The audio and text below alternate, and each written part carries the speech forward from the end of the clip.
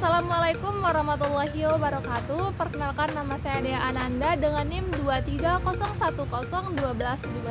Pada kesempatan kali ini saya akan membahas materi tentang masuknya dan berkembangnya Islam di Nusantara. Ada 3 poin yang akan saya bahas pada kesempatan kali ini. Yang pertama yaitu teori masuknya Islam ke Nusantara. Yang kedua, faktor penyebarannya. Dan yang terakhir, tokoh-tokoh penting dalam penyebaran Islam atau masuknya Islam ke Nusantara. Dimana kita ketahui Islam telah menjadi bagian integral dari budaya dan identitas Indonesia. Namun, bagaimana kami ini masuk dan tiba di Nusantara dengan penyebaran dan begitu cepat? Mari kita bahas teori-teori mengenai masuknya Islam, faktor-faktor yang mempermudah penyebarannya, dan teori-teori kunci dalam proses ini. Yang pertama, teori masuknya Islam ke Nusantara. Tidak ada satu teori tunggal yang diterima secara universal bagaimana agama ini masuk atau agama Islam masuk Nusantara, tetapi para sejarawan telah memajukan beberapa teori masing-masing dengan bukti dan argumen yang mendukungnya. Yang pertama yaitu teori bicara. Teori ini yang diusung oleh Senook, Horonje, dan Sujipto Wirjosuprato menyatakan bahwa Islam dibawa oleh pedagang Muslim dari Gujarat atau India pada abad ke-13. Bukti yang mendukung teori ini adalah hubungan perdagangan yang kuat antara Gujarat dan Nusantara, serta kerjasama budaya dan bahasanya.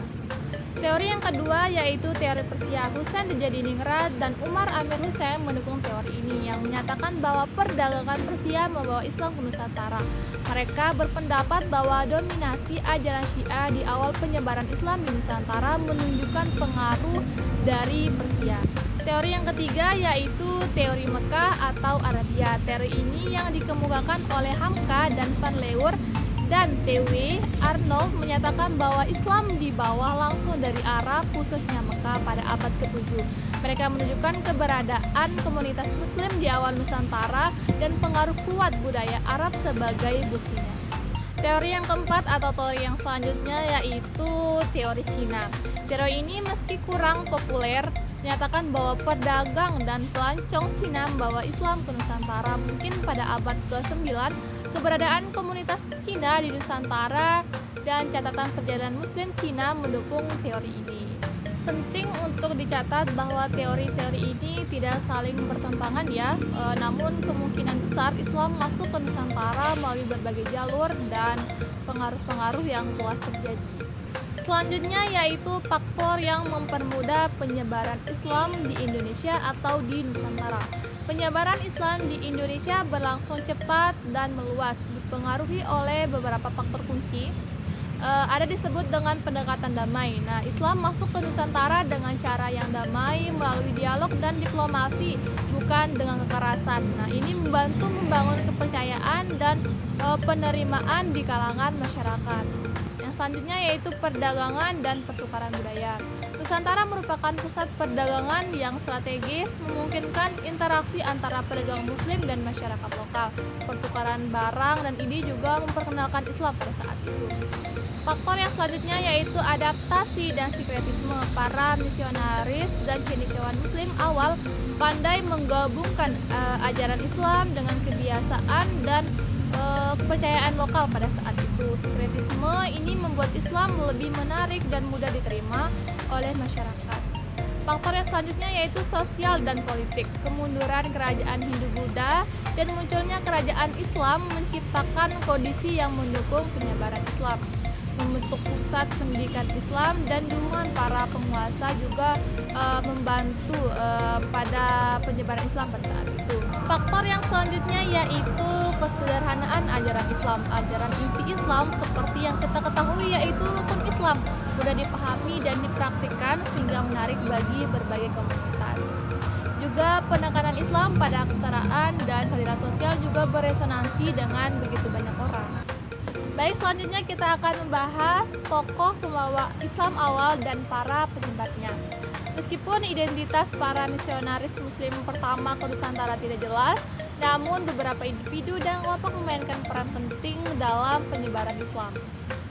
Yang pertama yaitu pedagang Muslim awal. Mereka terutama dari Arab, Persia, dan Gujarat berperan sebagai pembawa awal Islam ke Nusantara. Mereka membangun jaringan perdagangan, dan memperkenalkan Islam melalui integrasi dengan masyarakat lokal.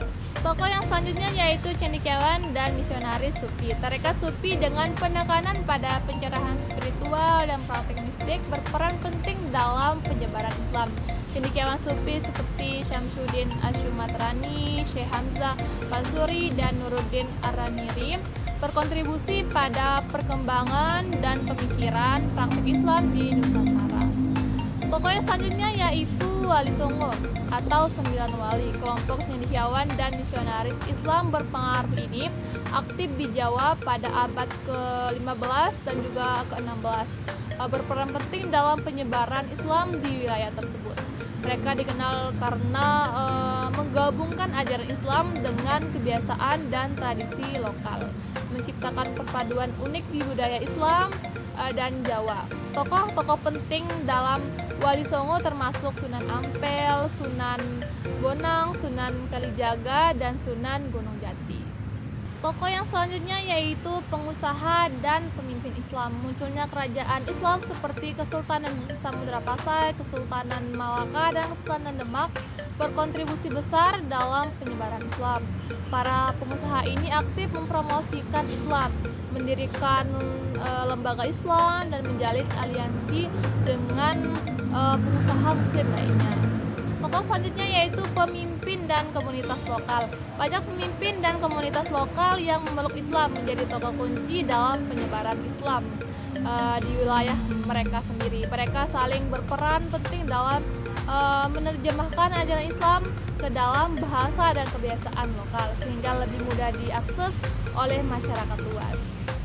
Baik, sedikit saya akan menyimpulkan bahwa kedatangan Islam di Nusantara merupakan proses yang sangat kompleks dan multifaset, di mana dipengaruhi oleh beberapa faktor termasuk perdagangan, pertukaran budaya, upaya misionaris yang damai, dan adaptasi ajaran Islam dengan kebiasaan lokal.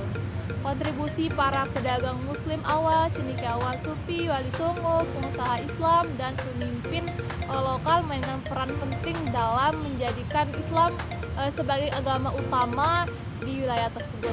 Warisan perjalanan sejarah ini terus membentuk transkap keagamaan dan identitas budaya Indonesia hingga saat ini. Jadi penelitian dan eksplorasi lebih lanjut diperlukan untuk memahami nuansa dan kompleksitas kedatangan dan gimana penyebaran Islam di Indonesia atau di Nusantara. Sekian materi dari saya. Bila ada kekurangan mohon dimaafkan. Wassalamualaikum warahmatullahi wabarakatuh.